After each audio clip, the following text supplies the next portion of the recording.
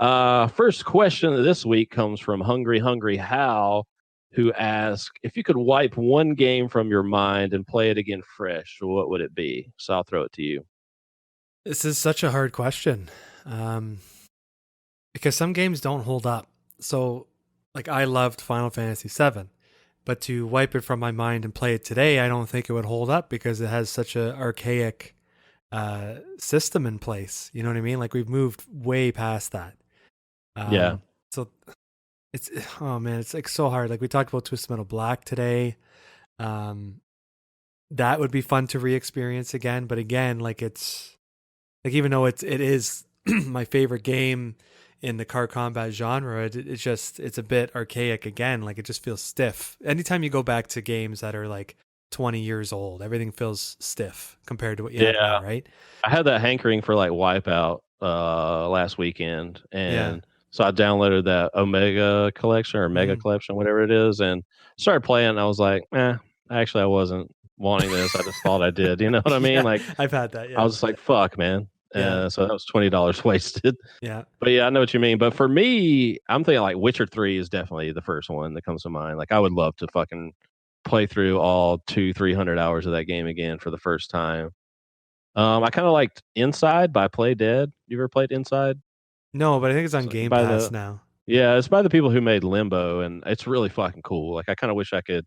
It's a this little game you can beat in like 4 or 5 hours.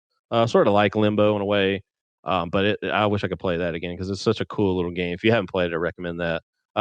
Journey for me is one. I always like Journey, and then I think like Bioshock One, because it had this cool story twist in it, and then probably Infinite as well. That was a fun like initial playthrough. So those are sort of my picks. What do you think about some of those?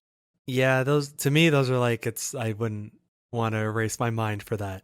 Like I had fun with them, but that was it.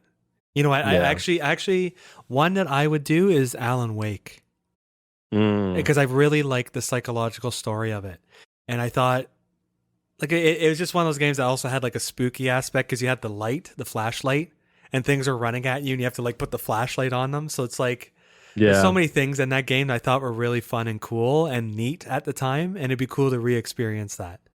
Yeah, I was looking at my Steam library last night, and I have Alan Wake on there. Is it? Should I play it? Because it's been long enough where I don't really remember it Hmm.